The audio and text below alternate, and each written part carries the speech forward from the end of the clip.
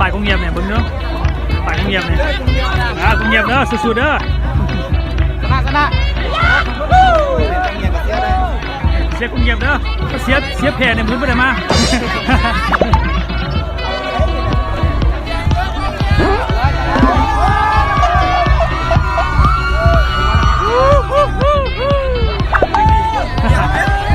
อย่างเงียบด้วยอย่างเงียบเลยอย่างเงียบปล่อยเลยปลาลูกปล่อยเลยซื้อยังซื้อน้อยเหรอสดเด้อแฟนตายเมื่อวานนี้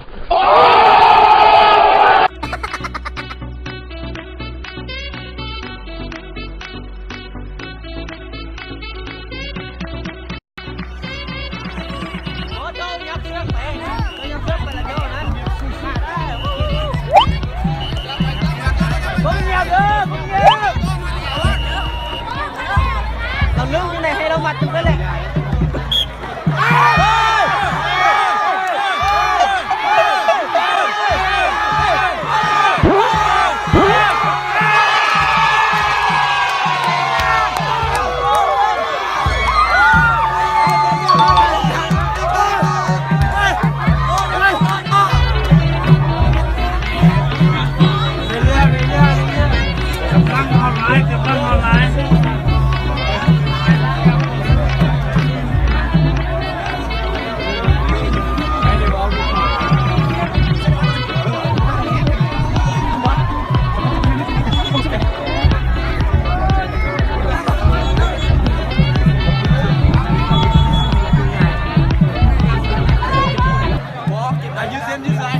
นกวันนี้ล้างงานการดึงนี่เป็นอะไรเนาะรู้สึกเจ็บหลายเจ็บบอลนี่หลายเจ็บนี่หลายวะเดี๋ยวขอลงสนามก่อนกัดสุดใหญ่ให้แมลงเร็ว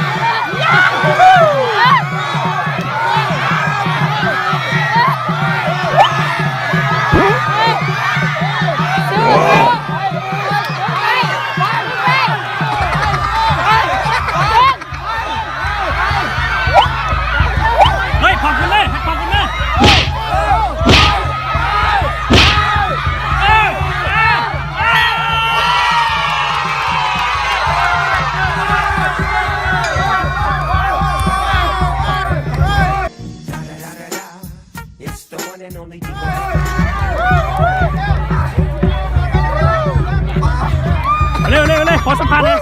ต้องเซ็นดีใจนะรู้สึกดีใจแล้วเริ่มกับข้าว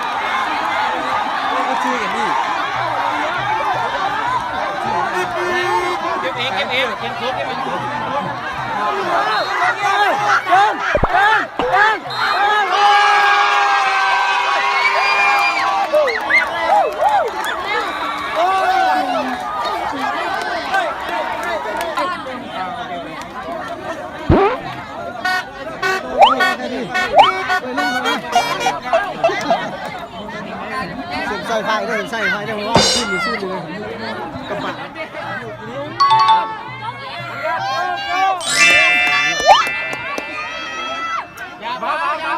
ขนาดต่อก็หนึ่งนี่เปลี่ยนเสือคนท่านมันไม่ให้มันคนสัมเดียวได้ตีสัมเดียวเลยคนท่านมันตีสัมเดียวเลยคน